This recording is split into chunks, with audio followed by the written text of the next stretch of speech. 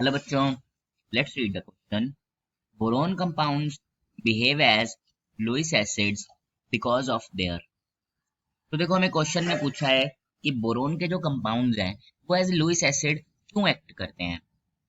तो देखो, फर्स्ट की कॉन्सेप्ट क्या है इस क्वेश्चन का, हमें पता होना जरूरी है कि लुईस एसिड्स क्या होते हैं। देखो, लुईस एसिड्स वो होते हैं जो इलेक्ट्रॉन पेयर को एक्सेप्ट कर सकते हैं। वो मतलब एक तरह से इलेक्ट्रॉन डेफिशिएंट होते हैं। तो हम इसको लिख सकते हैं that can accept a pair of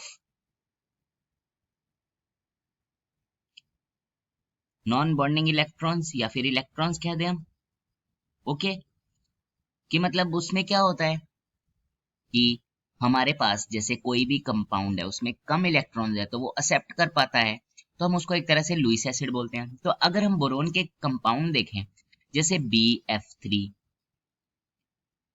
B2H6, तो ये क्यों as a Lewis acid act करते हैं। तो देखो क्या होता है, बोरोन में जब जैसे ये F और F है, अगर हमें कोई भी कंपाउंड है, हमें क्या चाहिए होता है, उसका ऑक्टेट कंप्लीट, मतलब उसके वैलेंस शेल में 8 इलेक्ट्रॉन्स चाहिए होते हैं।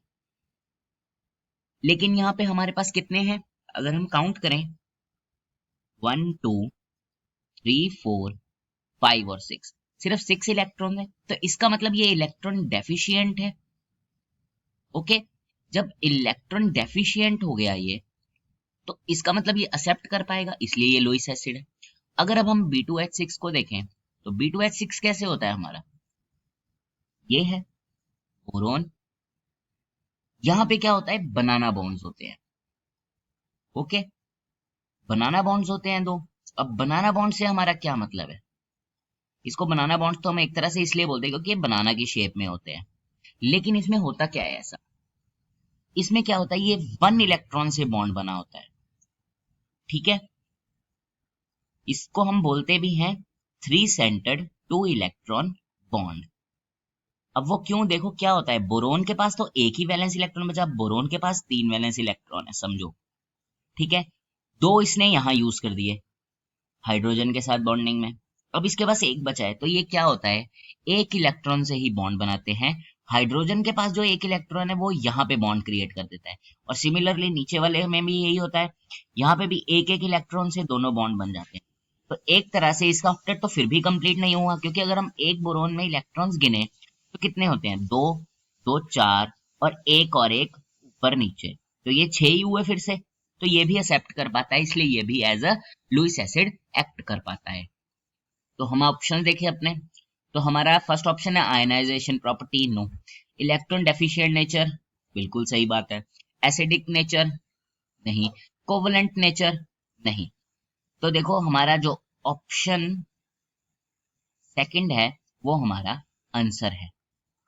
ठीक है, हमने इस क्वेश्चन में क्या सीखा, हमने सीखा कि जो लुईस एसिड है वो क्या होते हैं, जो एक्सेप्ट कर पाए इलेक्ट्रॉन पेयर, जो इलेक्ट्रॉन डेफिशिएंट होते हैं।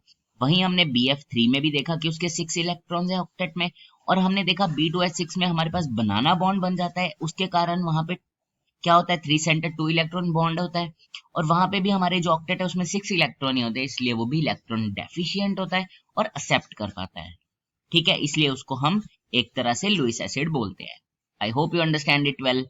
Best of luck.